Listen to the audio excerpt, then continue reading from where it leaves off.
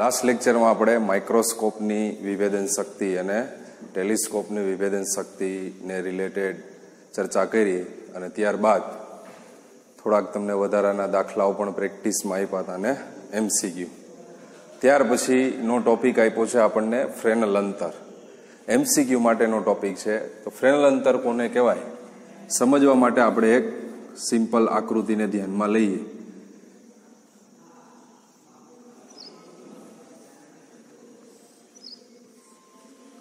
આ છે સ્લીટની પહોળાઈ એ.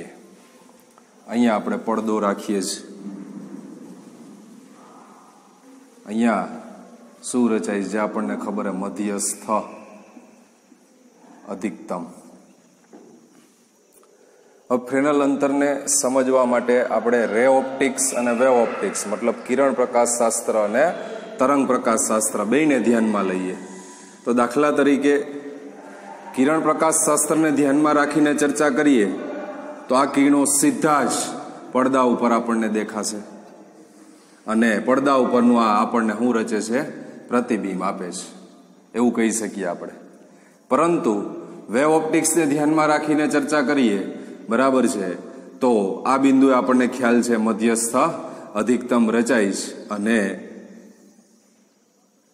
આ ખૂણાને આપણે થીટા ધારી દઈએ. એ જ પ્રમાણે નીચેની બાજુ પણ થીટા, કારણ કે આપણને ખબર છે અહીંયા P1 અને P1 ડેશ, જેને આપણે શું કહીએ છીએ, પ્રથમ ન્યૂનતમ. મતલબ આ આગળ આપણે ચર્ચા કરી દીધી, બરાબર છે. આ રીતની આકૃતિ, અહીંયા ન્યૂનતમ, અહીંયા તીવ્રતા મહત્તમ છે. હવે ફ્રેનલ અંતરને સમજવા માટે આપણે એટલું જ ખાલી ધ્યાનમાં લેવાનું છે, ફ્રેનલ અંતર એટલે કે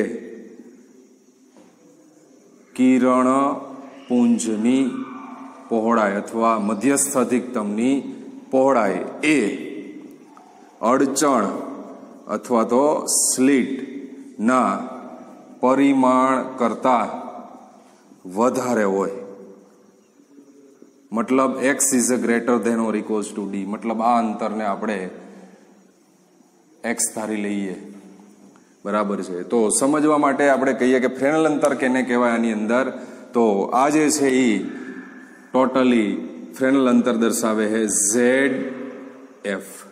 શક્ય ક્યાં સુધી છે, બરાબર, આ વસ્તુ એવી બતાવે કે આટલા માટે શક્ય છે કે આ અડચણનું પરિમાણ અને અધિકતમની પહોળાઈ એના જેટલી અથવા અધિકતમની પહોળાઈ અડચણના પરિમાણ કરતા શું હોય, વધારે હોય. તો આ બધા અંતર, દાખલા તરીકે અહીંયાથી આ રેખા દોરીએ તો આ અંતર, મતલબ આ અંતર ભી શું કહેવાય, ફ્રેનલ અંતર કહેવાય. આ ભી અંતર શું કહેવાય, ફ્રેનલ અંતર. હવે અહીંયા હું આમ દોરું, બરાબર છે, તો ન્યા તમે જોઈ શકો હો, બરાબર છે. આ વિચારીએ તો આપણે અહીંથી આ અંતર ગણીએ તો એમાં મધ્યસ્થ કિરણપુંજની પહોળાઈ અડચણના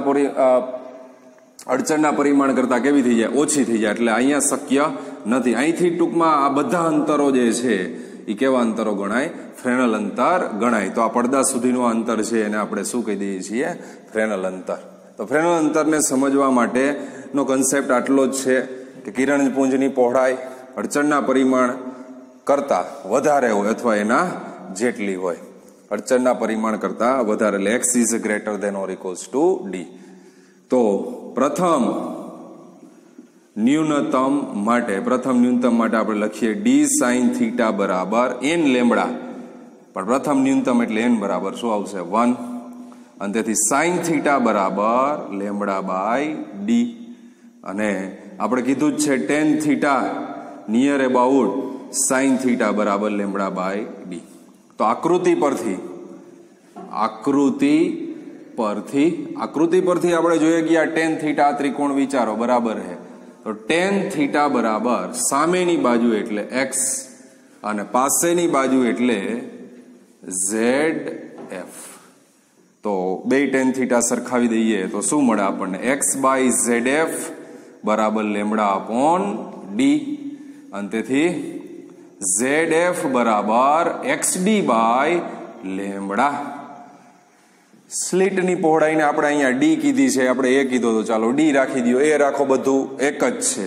હવે આપણે કીધું એ પ્રમાણે x is greater than or equals to d, મતલબ x બરાબર તમે મિનિમમ વેલ્યુ ડી મૂકી શકો તો D into D by lambda, તો ZF બરાબર ડી સ્ક્વેર બાય લેમડા, જે શું દર્શાવે છે તો કે ફ્રેનલ અંતર દર્શાવે છે. એટલે જે ફ્રેનલ અંતર માટેનું સૂત્ર થશે. બરાબર છે. તો સૂત્ર તરીકે યાદ રાખશો, ફ્રેનલ અંતર બરાબર ડી સ્ક્વેર બાય લેમડા, જ્યાં ડી એ સ્લીટની પહોળાઈ, ડી બરાબર સ્લીટની પહોળાઈ, અથવા તમે એ લખો તો ZF બરાબર એ સ્ક્વેર બાય લેમડા. બે સમીકરણ સૂત્ર એક જ છે. ગઈકાલની પરીક્ષામાં આપણે આ એક MCQ આને રિલેટેડ પૂછી નાખ્યો તો, જે આપણને ઉદાહરણ નંબર 10.7 માં આપેલું છે. બરાબર છે. ભૂલથી પૂછાઈ ગયો તો ટોપિક આપણે બાકી હતો અને MCQ આપણે પૂછી નાખ્યો પરીક્ષાની અંદર. તો સિમ્પલ પ્રશ્ન હતો, અડચણની પહોળાઈ એટલે સ્મોલ a અથવા d તમને આપેલા છે 3 mm, બરાબર 3 ગુણ્યા 10⁻³ તરંગ લંબાઈ આપી છે લેમડા બરાબર 500 નેનોમીટર, બરાબર 500 ગુણ્યા 10⁻⁹. તો કયા અંતર માટે પ્રકાશ, કિરણ પ્રકાશ શાસ્ત્ર એક સારી સન્નિકટતા દર્શાવે. સન્નિકટતા મતલબ એપ્રોક્સિમેટ વેલ્યુ, કે એટલી વેલ્યુ માટે બરાબર છે કે કિરણ પ્રકાશ શાસ્ત્ર દર્શાવી શકાય. તો બીજું કઈ વાત નથી અહીંયા. કયા અંતર એટલે ફ્રેનલ અંતર. તો ફ્રેનલ અંતર ZF બરાબર ડી સ્ક્વેર બાય લેમડા 3 ગુણ્યા 10⁻³ નો વર્ગ છેદમાં 500 ગુણ્યા 10⁻⁹, 3 નો વર્ગ 9 ગુણ્યા 10⁻⁶ છેદમાં 5 ગુણ્યા 10⁻⁷. 6 કેન્સલ કરો એટલે -1, ઉપર જાય એટલે પ્લસ. તો 90/5 બરાબર 18×5 એટલે જવાબ આવશે એની અંદર 18 મીટર. આવો નવો પ્રશ્ન આપણને સ્વાધ્યાયમાં બરાબર છે દાખલો આપેલો છે. સ્વાધ્યાયની અંદર દાખલા નંબર 10, જે તમારે હોમવર્કમાં જાતે પ્રેક્ટિસ કરવાની છે. સ્વાધ્યાયનો 10મો દાખલો છે 10.10, કે જેની અંદર 4 mm એટલે ડી બરાબર 4 mm આપેલા છે આપણને, અને તરંગ લંબાઈ લેમડા બરાબર 400 નેનોમીટર. તો ત્યાં બી આપણને અંતરનો અંદાજ મતલબ ZF મેળવવાનો છે. સિમ્પલ ખાલી સૂત્રમાં કિંમત મૂકી જવાબ તમારે મેળવી લેવાનો છે. ત્યાર પછી અગત્યનો દાખલો છે 3 ગુણના પ્રશ્નોમાં પૂછી શકાય એવો, એને રિલેટેડ જ બરાબર છે. તો 18મા દાખલાની અંદર વધારાનું સ્વાધ્યાય છે.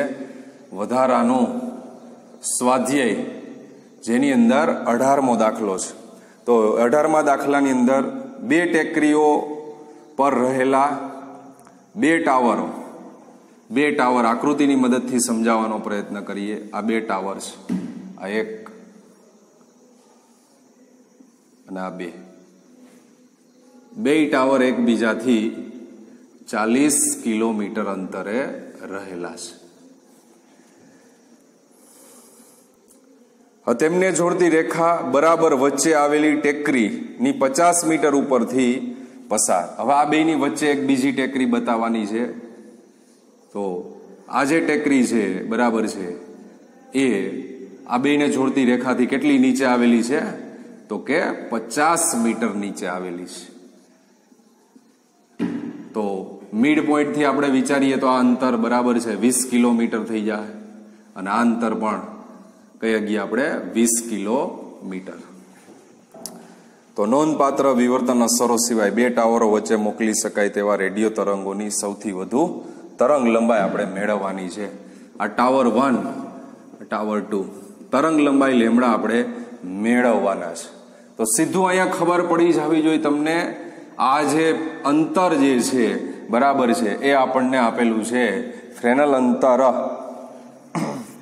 અને સીધું ફ્રેનલ અંતર આપણે મેળવી શકીએ 2 ટેકરીઓ વચ્ચેનું અંતર, એટલે કે ફ્રેનલ અંતર ZF બરાબર D/2 બરાબર 40 કિલોમીટરના છેદમાં 2, તેથી ZF બરાબર 20 કિલોમીટર. તો અહીંયા આપણને ZF મળી ગયો છે, અને 50 જે મીટર છે એ આપણું શું થાય અડચણની પહોળાઈ. તો અડચણની પહોળાઈ D બરાબર આપેલું છે આપણને 50 મીટર, તો તરંગ લંબાઈ જોઈએ છીએ તો ફ્રેનલ અંતર ZF બરાબર d² બાય લેમડા, લેમડા બરાબર d² બાય ZF, અને તેથી d² મતલબ 50નો વર્ગ છેદમાં 20 કિલોમીટર એટલે 20 ગુણ્યા 10⁻3, 50 ગુણ્યા 50 છેદમાં 20 ગુણ્યા 10⁻3, 2, 25 ભાગ્યા 2 એટલે 12.5 છેદમાં 100 બરાબર 0.125 મીટર. તો તરંગ લંબાઈ મેળવવાની હતી. તરંગ લંબાઈ આપણને મળશે લેમડા બરાબર વચ્ચે મોકલી શકાય તેવા રેડિયો તરંગોની તરંગ લંબાઈ, રેડિયો તરંગોની તરંગ લંબાઈ લેમડા બરાબર 0.125 મીટર. ચાલો, ત્યાર પછીનો ટોપિક છે આપણી સામે ધ્રુવીભવન, પોલેરાઇઝેશન. હવે ધ્રુવીભવનને સમજવા માટે આપણે ધોરણ 11ની અંદર ભણી ગયા લંબગત તરંગો અને સંગત તરંગો.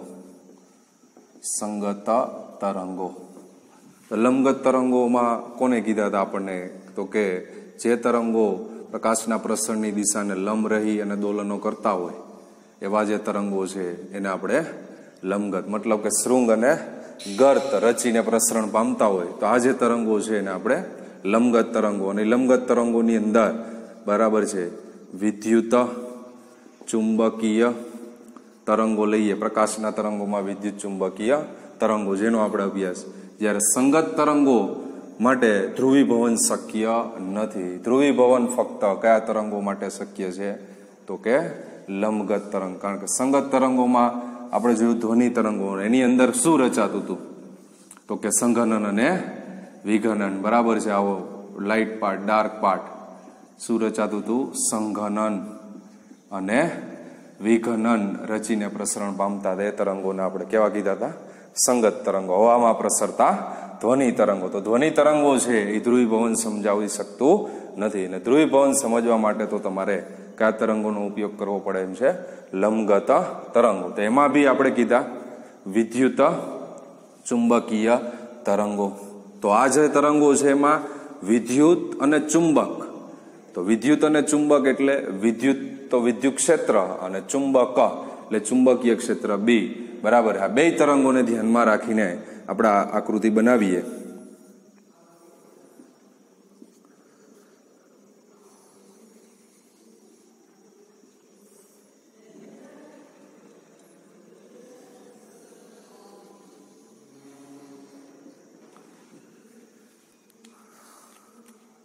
એક્સ અક્ષ, વાય અક્ષ અને ઝેડ અક્ષ. વિદ્યુત ક્ષેત્રની દિશા બરાબર છે આપણે વાય દિશામાં બતાવીએ છીએ. આ એરો એવું બતાવે છે કે જે શું બતાવે છે? વિદ્યુત ક્ષેત્ર. તો એ જ રીતે આ પણ શું બતાવે છે? વિદ્યુત ક્ષેત્ર. અને આ પણ શું બતાવે છે? વિદ્યુત ક્ષેત્ર. જ્યારે હવે બતાવીએ છીએ ચુંબકીય ક્ષેત્ર. તો આ ઝેડ મતલબ એ શું છે? ચુંબકીય ક્ષેત્ર. તો ચુંબકીય ક્ષેત્ર કઈ દિશામાં? ઝેડ દિશામાં. તો આ એવું બતાવે છે. આ શું બતાવે છે? ચુંબકીય ક્ષેત્ર. અને એક્સ જે છે એ આ શું બતાવે છે? તો કે તરંગના પ્રસરણની દિશા. મતલબ ઈ વેક્ટર એટલે વિદ્યુત ક્ષેત્ર એ વાય દિશામાં, ચુંબકીય ક્ષેત્ર ઝેડ દિશામાં અને તરંગના પ્રસરણની દિશા એક્સ દિશા. કેવી રીતે? તો કે હંમેશા ઈ ક્રોસ બી ની દિશા એ કેની દિશા થાય? ચુંબકીય ક્ષેત્રની દિશા. તો ઈ વેક્ટર એટલે જે કેરેટ અને બી વેક્ટર એટલે કે કેરેટ. તો જે ક્રોસ કે બરાબર શું થાય? આઈ. ઈ ક્રોસ બી ની દિશા છે એ કેની દિશા કહેવાય? તો કે તરંગના પ્રસરણની દિશા. સમજી શકાય એવું છે. વિદ્યુત ક્ષેત્ર, ચુંબકીય ક્ષેત્ર અને તરંગના પ્રસરણની દિશા ત્રણે ત્રણ એકબીજાને કેવા હોય છે? લંબ હોય છે. એટલે વિદ્યુત ચુંબકીય તરંગો તો જેની અંદર વિદ્યુત ક્ષેત્ર અને ચુંબકીય ક્ષેત્ર. પરંતુ અહીં આપણે સમજવા માટે માત્ર કયા તરંગોને ધ્યાનમાં લેવાના છે? બરાબર છે. ધ્રુવીભવનને સમજવા માટે તો કે વિદ્યુત ક્ષેત્રના બરાબર છે આધારિત જ ધ્રુવીભવન મેળવવામાં આવ્યું છે. ચુંબકીય ક્ષેત્રના તરંગોને ધ્યાનમાં લેવામાં આવ્યા નથી. હવે સમજવા માટે સૌથી પહેલો શબ્દ અહીં આના બે પ્રકાર આવશે. બરાબર છે, એમાં બે ટાઈપના પ્રકાશ આવશે, અધ્રુવીભૂત પ્રકાશ અને ધ્રુવીભૂત પ્રકાશ. હવે સૌથી પહેલા તો અધ્રુવીભૂત પ્રકાશ કેને કહેવાય? અધ્રુવીભૂત પ્રકાશ મતલબ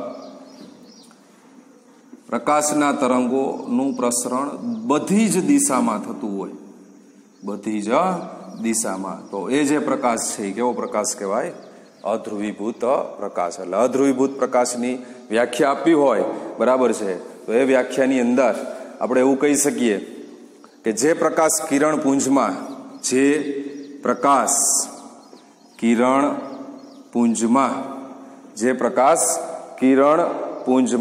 વિદ્યુત તીવ્રતાના સદિશો, આ બધા કયા સદિશો છે? વિદ્યુત તીવ્રતાના સદિશો ઈ વેક્ટર એ પ્રકાશના પ્રસરણની દિશામાં લંબ રહીને દોલનો કરતા હોય તો તેવા પ્રકાશને અધ્રુવીભૂત પ્રકાશ કહે છે. આથી અધ્રુવીભૂત પ્રકાશની વ્યાખ્યા બહુ સિમ્પલ છે. વિદ્યુત તીવ્રતાના સદિશો છે એ પ્રકાશના પ્રસરણની દિશાને લંબ રહી અને દરેક દિશામાં લંબ રહી દોલનો કરતા હોય, બરાબર છે, તો એવો જે પ્રકાશ છે એને શું કહેવામાં આવે છે? અધ્રુવીભૂત પ્રકાશ. હવે અધ્રુવીભૂત પ્રકાશમાંથી ધ્રુવીભૂત પ્રકાશ કેવી રીતે મેળવાય એના માટે આપણે આ કેવો પ્રકાશ બતાવીએ છીએ? તો કે અધ્રુવીભૂત પ્રકાશ છે. હવે એના માર્ગમાં, બરાબર છે, એક સ્ફટિક મૂકવામાં આવે છે જેનું નામ છે ટુર્મેલિન સ્ફટિક, અને આ અક્ષ છે જેનું નામ છે દગ અક્ષ, અને આ સ્ફટિકનું નામ છે ટુર્મેલિન સ્ફટિક. આ કેવો પ્રકાશ છે? અધ્રુવીભૂત પ્રકાશમાં વિદ્યુત તીવ્રતાના સદિશો ઈ વેક્ટર. હવે શું થાય આની અંદર? તો અધ્રુવીભૂત પ્રકાશ, આ પ્રકાશ એટલે કે અધ્રુવીભૂત પ્રકાશને ટુર્મેલિન સ્ફટિકમાંથી પસાર કરવામાં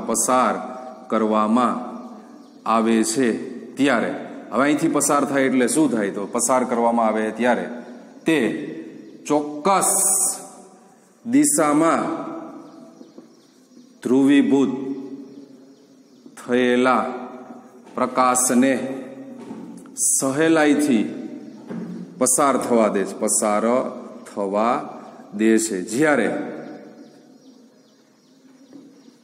ચોક્કસ દિશામાં ધ્રુવીભૂત થયેલા પ્રકાશને સહેલાઈથી પસાર થવા દે છે, જ્યારે લંબ દિશામાં ધ્રુવીભૂત થયેલા પ્રકાશનું પ્રબળતાથી શોષણ કરે છે. તો આ ચોક્કસ દિશાને શું કહેવામાં આવે છે? તો કે ટુર્મેલિન સ્ફટિકને ચોક્કસ દિશાને દગ અક્ષ કહે છે. ચોક્કસ દિશાને શું કહેવામાં આવે છે? દગ અક્ષ. સમજવાનું શું છે?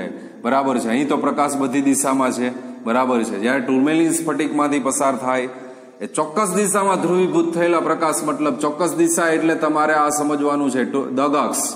તો દગ અક્ષને સમાંતર હશે, બરાબર છે, એને પસાર થવા દેશે. બાકીના બધા કિરણોનું એ શું કરી લે છે? પ્રબળતાથી લંબ દિશામાં ધ્રુવીભૂત થયેલા પ્રકાશનું પ્રબળતાથી શું કરે છે? શોષણ. મતલબ અહીંથી ખાલી કયા કિરણો પસાર થાય? તો કે જે દગ અક્ષને શું હોય? સમાંતર. તો આ જે છે દગ અક્ષ, આ છે એને સમાંતર આ કિરણો છે, જે માત્ર શું થશે? ખાલી પસાર થવા દેશે. બાકીના કિરણોનું એ પ્રબળતાથી શું કરી નાખે છે? શોષણ કરી લે છે. તો આ જે પ્રકાશ મળ્યો છે એ પ્રકાશ કેવો થઈ ગયો? હવે તો કે ધ્રુવીભૂત પ્રકાશ. જે પ્રકાશ આપણને કેવો દેખાય છે? ધ્રુવીભૂત પ્રકાશ. તો આ ચોક્કસ દિશાને શું કહેવામાં આવ્યું છે? દગ અક્ષ. દગ કન્સેપ્ટ એટલો જ છે કે દગ અક્ષ સમાંતર કિરણો હોય એ પસાર થાય, એ સિવાયના બધા કિરણોનું શું થઈ જાય છે? શોષણ થાય છે. તો ત્યાર પછી આગળના પોઈન્ટની અંદર આપણે બરાબર છે કે ટુર્મેલિન પ્લેટમાંથી નિર્ગમન પામતો પ્રકાશ.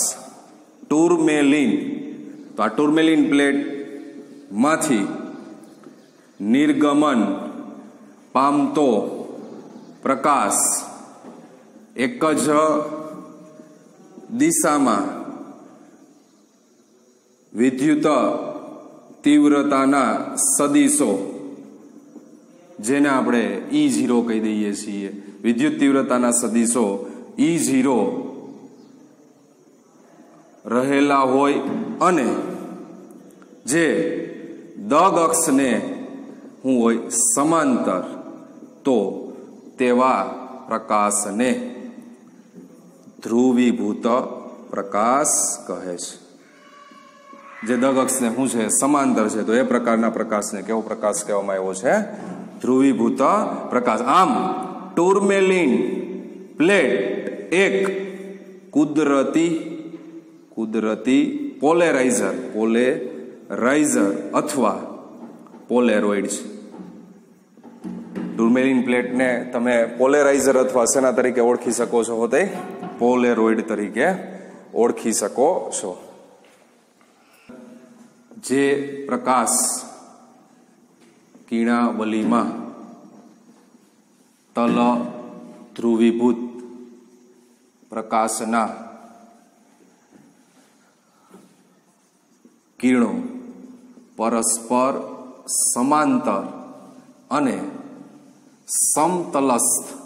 સમતલસ્થ હોય તેવા પ્રકાશને તલ ધ્રુવીભૂત પ્રકાશ કહે છે.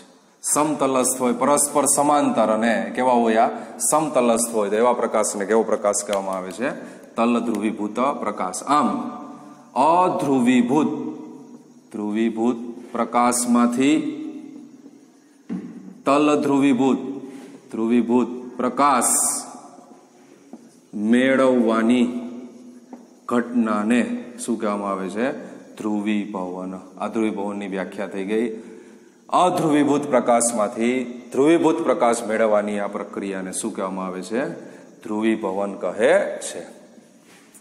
તલ ધ્રુવીભૂત પ્રકાશના પ્રસરણની દિશા અને સમતલસ્થ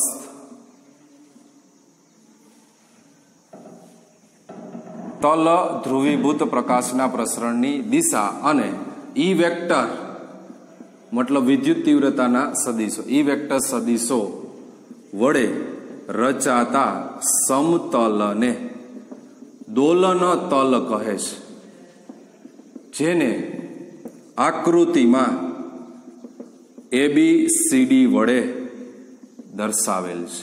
જોઈ જાય આકૃતિમાં આપણે આ સમતલ ABC અને D વડે દર્શાવેલું છે. આ જ રીતે એક ધ્રુવીભવન તલની વ્યાખ્યા છે. તલ ધ્રુવીભૂત પ્રકાશના સદિશો ઈ વેક્ટરને લંબ અને પ્રકાશ કિરણમાંથી પસાર થતા સમતલને ધ્રુવીભવન તલ કહે છે, જેને આકૃતિમાં A', B', C', D' વડે દર્શાવેલ છે. તો એ દર્શાવીએ છીએ આપણે આ રીતે. આ એક બીજું સમતલ છે, બરાબર છે, જેને આપણે A', B', C' અને D', એટલે કીધું તલ ધ્રુવીભૂત પ્રકાશ સદિશો ઈ વેક્ટર વિદ્યુત સદિશોને લંબ અને પ્રકાશ કિરણમાંથી પસાર થતા સમતલને ધ્રુવીભવન તલ કહેવામાં આવે છે, અને જેને A', B', C', D' વડે દર્શાવેલ છે. MCQ માટે ધ્યાનમાં રાખશો, ધ્રુવીભવન તલ અને દોલન તલ વચ્ચેનો ખૂણો 90 અંશ હોય છે. એમસીક્યુમાં પૂછાય ઘણી વખત ધ્રુવીભવન અને દોલનતલ વચ્ચેનો ખૂણો. તો બે એકબીજાને કેવા હોય છે? લંબ હોય છે. એટલે એના વચ્ચેનો ખૂણો જે છે એ કેટલો હોય છે? 90. તો પોલેરાઇઝેશન આખું જે તમારે તૈયાર કરવાનું છે એ સમજવાનું છે એમસીક્યુ માટે. બરાબર છે કે ભાઈ કેવી રીતે અધ્રુવીભૂત પ્રકાશ સ્ફટિકમાંથી પસાર થાય છે, કેનું શોષણ થાય છે, બરાબર છે, ને કેને પસાર થવા દે છે. તો સિમ્પલ દગ અક્ષે સમાંતર કિરણો હોય એને ખાલી શું થવા દે? પસાર થવા દે. બાકીના કિરણોનું શું કરી લે? શોષણ કરી લે. તો એ જે પ્રકાશ છે એને કેવો પ્રકાશ કહેવામાં આવ્યો છે? ધ્રુવીભૂત પ્રકાશ. અને આમ અધ્રુવીભૂત પ્રકાશમાંથી તલધ્રુવીભૂત પ્રકાશ મેળવવાની આ જે ઘટના છે શું કહેવામાં આવ્યું છે? ધ્રુવીભવન. અને ધ્રુવીભવન તલ અને દોલનતલ વચ્ચેનો ખૂણો 90 અંશ હોય છે. પછીનો ટોપિક છે માલસનો નિયમ. ખૂબ અગત્યનો ટોપિક છે એમસીક્યુ માટે. બરાબર છે. નીટની અંદર મોટે ભાગે પ્રશ્ન પૂછાતો હોય છે માલસના નિયમને આધારે. તો માલસનો નિયમ શું છે? બરાબર છે, આપણે આખો મેળવવાનો છે. તો એના માટે પણ પેલા એક આકૃતિની મદદથી આપણે સમજવાનો પ્રયત્ન કરીએ. તો આ એક અધ્રુવીભૂત પ્રકાશ છે. આ રીતનો અધ્રુવીભૂત પ્રકાશ, ઈ વેક્ટર, અધ્રુવીભૂત પ્રકાશ.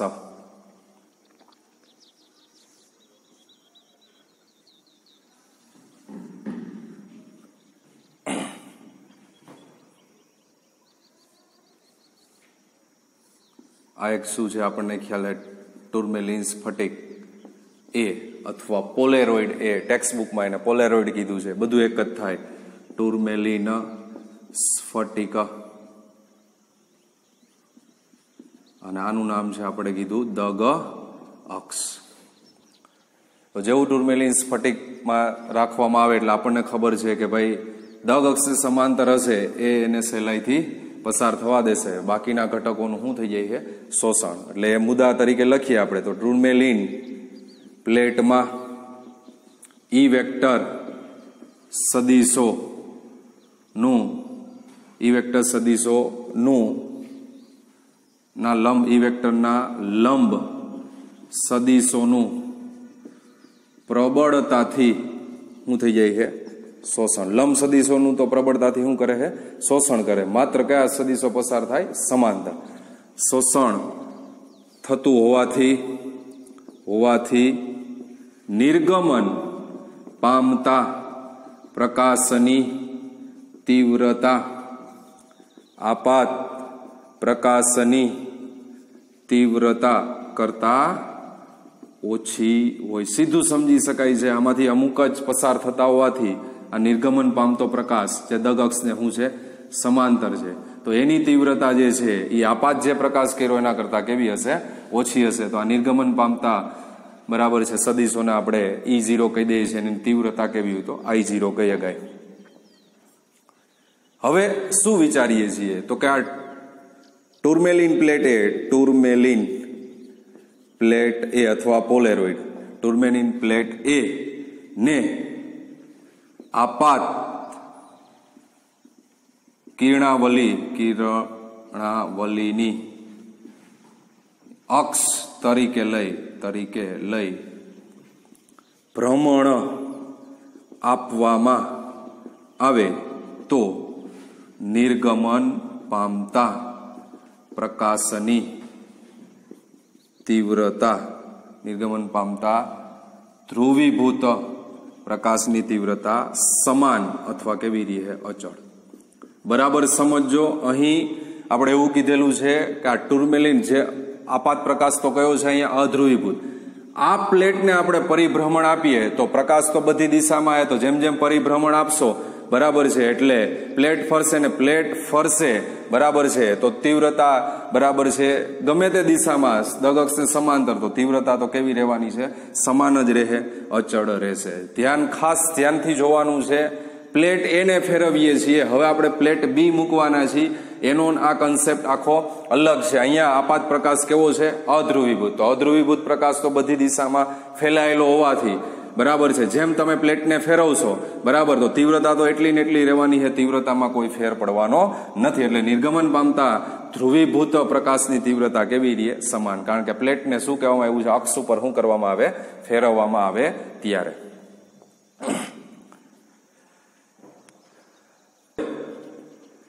ધ્રુવીભૂત, આપણને ધ્રુવીભૂત પ્રકાશ મળ્યો. ધ્રુવીભૂત પ્રકાશનું વિશ્લેષણ કરવા માટે બીજો પોલેરોઇડ અથવા બીજી ટુર્મેલિન પ્લેટ બી મૂકવામાં આવે છે. શું થાય છે? હવે આ ધ્રુવીભૂત પ્રકાશ મેળો આપણને એનું વિશ્લેષણ કરવા માટે આપણે એક બીજી પ્લેટ મૂકીએ છીએ બરાબર છે. તો દર્શાવીએ છીએ આપણે એક બીજી પ્લેટ. તો આ બીજી ટુર્મેલિન પ્લેટ મૂકી આપણે, ટુર્મેલિન પ્લેટ બી. કેનું? તો કે ધ્રુવીભૂત પ્રકાશનું શું કરવું છે? વિશ્લેષણ કરવું છે આપણે. તો નિયમ પ્રમાણે બરાબર છે. હવે બરાબર છે આપાત ટુર્મેલિન પ્લેટ બી ઉપર આપાત કિરણો કયા છે? તો આ E0 જે છે ને આપાત કિરણો જેવા આમાંથી પસાર થાય બરાબર છે, એટલે આપણે એવું વિચારીએ છીએ કે એ જે સદિશો છે એ પ્લેટ બી ની દગક્ષ સાથે કેટલો ખૂણો બનાવે છે? થીટા ખૂણો બનાવે છે, એવું આપણે કહીએ છીએ. શું કહીએ છીએ? તો કે ટુર્મેલિન પ્લેટ બી ની દગક્ષ એ પ્લેટ એની દગક્ષ સાથે થીટા કોણ બનાવે છે. તો જોઈ ગઈ છે અહીંયા આ પ્લેટ બી ની દગક્ષ એટલે આ, અને આ જે છે એ તમે વિચારો એટલે કેની દગક્ષ થાય? તો કે પ્લેટ એની દગક્ષ. એ બે વચ્ચેનો ખૂણો આપણે કેટલો ધારીએ છીએ? થીટા. તો હવે એના આપણે બે લંબ ઘટકો વિચારવાના થાય છે. તો લંબ ઘટકોની અંદર ચર્ચા કરીએ બરાબર છે. જેની આરે આ બી થીટા ખૂણો થાય, જેની આરે થીટા ખૂણો બને બરાબર છે, એ એનો કેવો ઘટક કહેવાય? કોસ ઘટક. એટલે E0 કોસ થીટા આ સદિશ છે એ શું છે? E0 છે. અને બીજો ઘટક આપણને મળે E0 sine theta. E0 cos theta અને E0 સાઇન થીટા. તો E0 કોસ થીટા છે એ જોયા ગઈ છે આ દગ અક્ષને કેવું છે? સમાંતર છે. મતલબ એમાંથી શું થઈ જાય? પસાર થઈ જાય. તો પ્લેટ બી ની દગ અક્ષને કેવા છે? સમાંતર. એટલે એમાંથી પસાર થાય. તો પસાર થતા આપણને જે સદિશો મળશે એ કયા મળશે? E0 cos theta. એને પસાર થવા દેશે. જ્યારે E0 સાઇન થીટાનું શું થઈ જાય? પ્રબળતાથી શું થઈ જાય? શોષણ થઈ જાય. તો ટુર્મેલિન પ્લેટ બી એ પ્લેટ એની દગક્ષ સાથે કેટલો ખૂણો બનાવે? થીટા ખૂણો બનાવે. તો ત્યારે તેના કેટલા ઘટકો વિચારીએ? બે ઘટકો વિચારો. તો બે ઘટકોમાં પેલો ઘટક આપણને મળે E0 કોસ થીટા, જે પ્લેટ બી ની દગ અક્ષને શું છે? દગ અક્ષને શું છે? સમાંતર છે. અને E0 સાઇન થીટા જે પ્લેટ બી ની દગ અક્ષને શું છે? લંબ છે. તો લંબ ઘટકોનું શોષણ થાય અને ફક્ત E0 કોસ થીટા એ ટુર્મેલિન સ્ફટિકમાંથી બહાર આવી શકે. મતલબ ખાલી કયા ઘટકો મળશે? તો દગક્ષને સમાંતર ઘટક. બે પ્લેટ બી ની દગક્ષને સમાંતર ઘટક કોણ થશે? E0 cos theta. આમ કંપ વિસ્તાર એ તીવ્રતા એ કંપ વિસ્તારના વર્ગના સમપ્રમાણમાં હોવાથી પ્લેટ બરાબર જોજો, પ્લેટ બી પર આપાત પ્રકાશની તીવ્રતા I0 ચલે છે E0 સ્ક્વેર, અને પ્લેટ બી ઉપર આપાત પ્રકાશની તીવ્રતા કેવી હોય? તો E0 સ્ક્વેર, I0 ચલે છે. અને બી માંથી નિર્ગમન પામતા પ્રકાશની તીવ્રતા, નિર્ગમન પામતા પ્રકાશની તીવ્રતા એને આપણે I કહી દઈએ. I ચલે છે તો એમાં આપણને મળે E0 કોસ થીટા. તો E0 square cos square theta. Plate B માંથી નિર્ગમન પામતા પ્રકાશની તીવ્રતા I ચલે છે E0² cos² થીટા. તો સમીકરણ 1 અને સમીકરણ 2 છે, એના આધારે આપણે જઈએ તો I બરાબર E0² cos² થીટા છેદમાં I0 છેદમાં E0². તો E0² કેન્સલ થઈ જાય, તેથી I બરાબર I0 cos² થીટા, જે માલસના નિયમ તરીકે ઓળખાય છે. માલસના નિયમ માટેનું સૂત્ર થઈ જાય I બરાબર I0 cos² થીટા. હવે ધ્રુવીભૂત પ્રકાશ એક પરિભ્રમણ દરમિયાન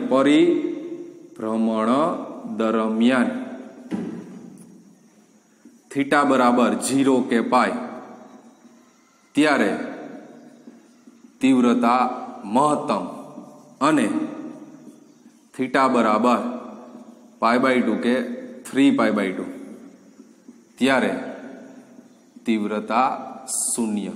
એટલે કે 2 વાર તીવ્રતા મહત્તમ થાય, 2 વાર શૂન્ય થાય. કેવી રીતે?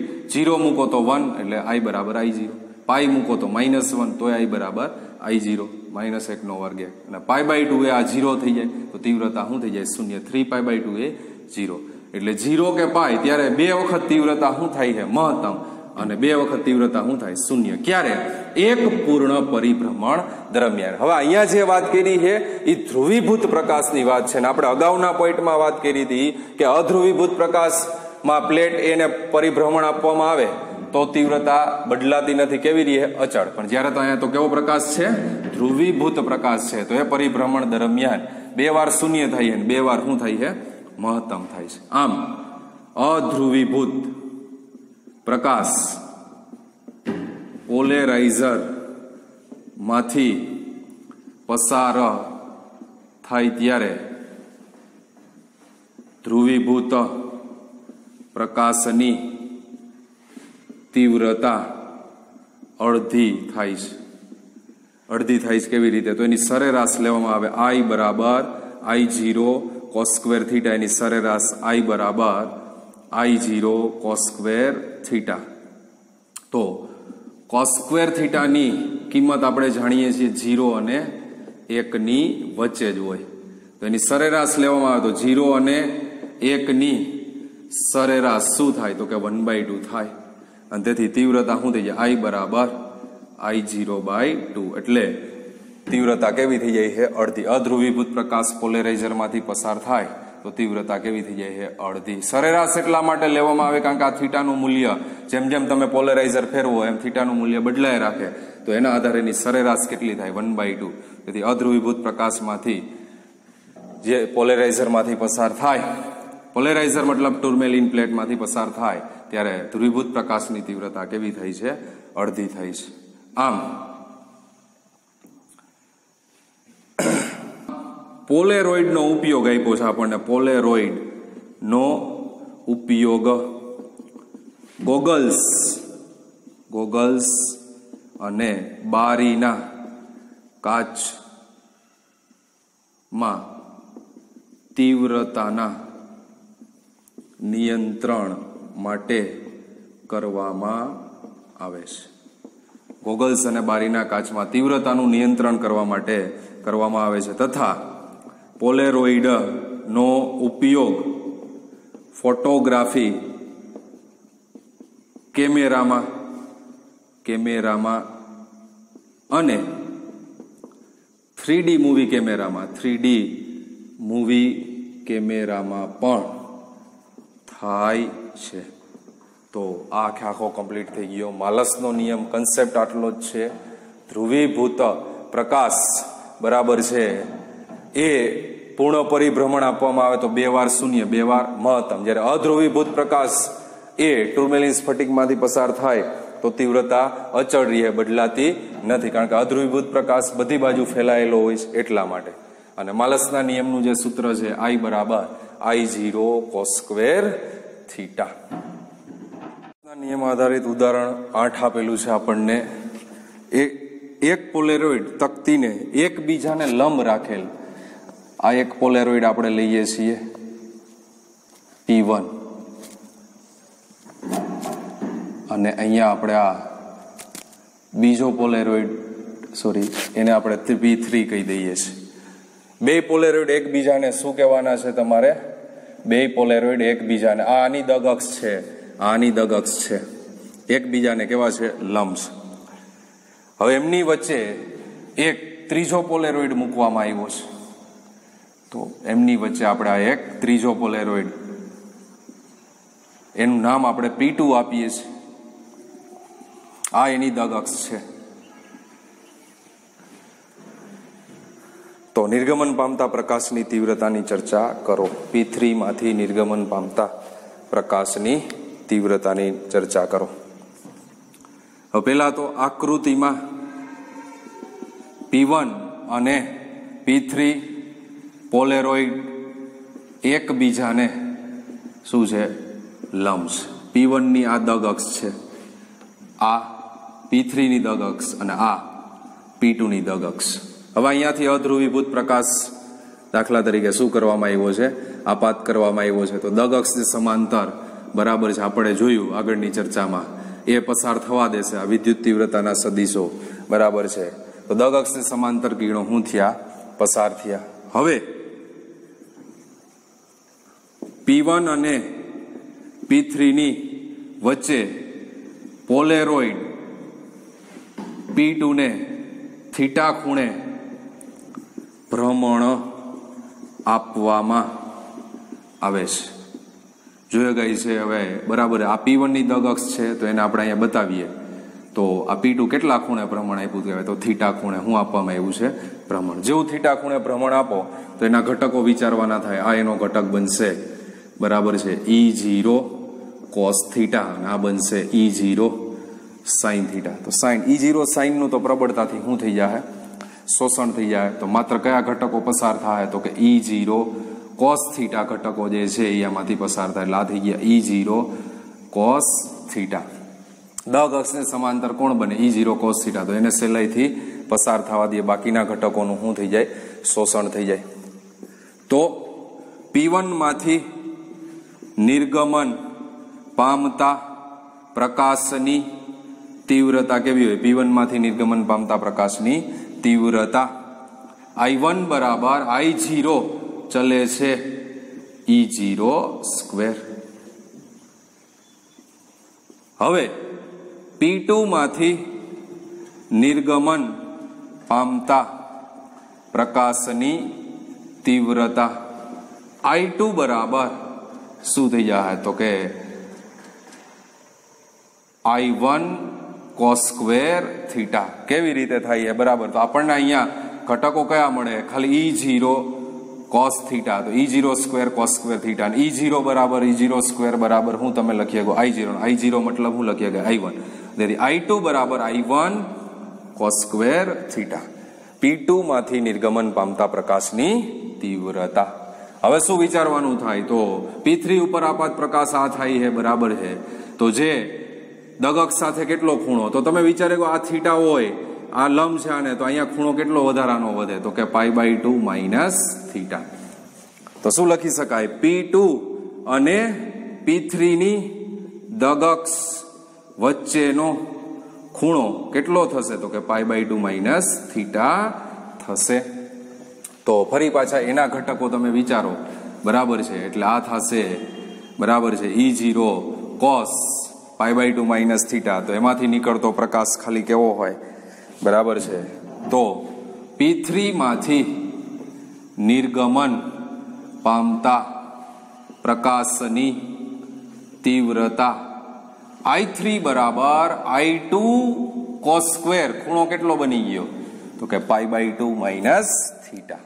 અને I2 એટલે આપણે લખી શકીએ I1 cos સ્ક્વેર થીટા. અને cos π/2 માઇનસ થીટા એટલે ત્યાં થઈ જાય sin સ્ક્વેર થીટા. I1 ની જગ્યાએ આપણે લખી શકીએ છીએ I0. તો I0 cos square theta into sin square theta. 4 વડે ગુણતા ભાગતા I0/4 4 sin square theta into cos square theta. તો આ એક સૂત્ર છે જેના બરાબર આપણે લખીએ છીએ sin 2 થીટા અને વર્ગ છે એટલે વર્ગ. sin 2 થીટા બરાબર 2 sin theta into cos theta. તો મહત્તમ તીવ્રતા જોતી હોય P3 માંથી આપાત પ્રકાશની ધ્રુવીભૂત પ્રકાશની મહત્તમ તીવ્રતા, તો આના માટે મહત્તમ તીવ્રતા માટે આનું મેક્સિમમ મૂલ્ય sin² 2θ બરાબર 1, તો તીવ્રતા મહત્તમ થાય. તો એના બરાબર 1 લઈએ તો વર્ગ કાઢો તો એ 1 થશે. તો 1 કેના આગળ થાય? sin 90 એટલે કે π/2. તેથી 2θ બરાબર π/2 અને θ બરાબર π/4. આમ θ બરાબર π/4 માટે તીવ્રતા θ બરાબર π/4 લેતા I3 બરાબર I0/4 sin² 2 × π/4 એટલે sin 90 ની કિંમત 1, તો I0/4 જે ધ્રુવીભૂત પ્રકાશની મહત્તમ તીવ્રતા થશે. ત્રીજા પોલેરોઇડમાંથી ધ્રુવીભૂત થયેલા પ્રકાશની તીવ્રતા. બહુ સિમ્પલ રીતે આકૃતિ સહજતાથી સમજશો, બરાબર હે, ધ્યાનથી સમજાય. બાકી ટેક્સ્ટબુકમાં બહુ કાંઈ સમજાવેલું નથી, સીધો જવાબ લખેલો હોય, બરાબર હે. ધ્યાનથી સમજજો એટલે સમજાઈ જશે.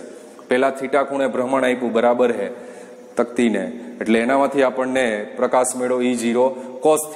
તો આ થીટા ખૂણે આપ્યું તો વધારાનો ખૂણો શું થાય? π/2 - θ. મતલબ P2 અને P3 નિદગ અક્ષ વચ્ચેનો ખૂણો કેવો હોય? તો જે કેટલો કહીએ ગયા આપણે? π/2 - θ. આ છે એ P1 થશે.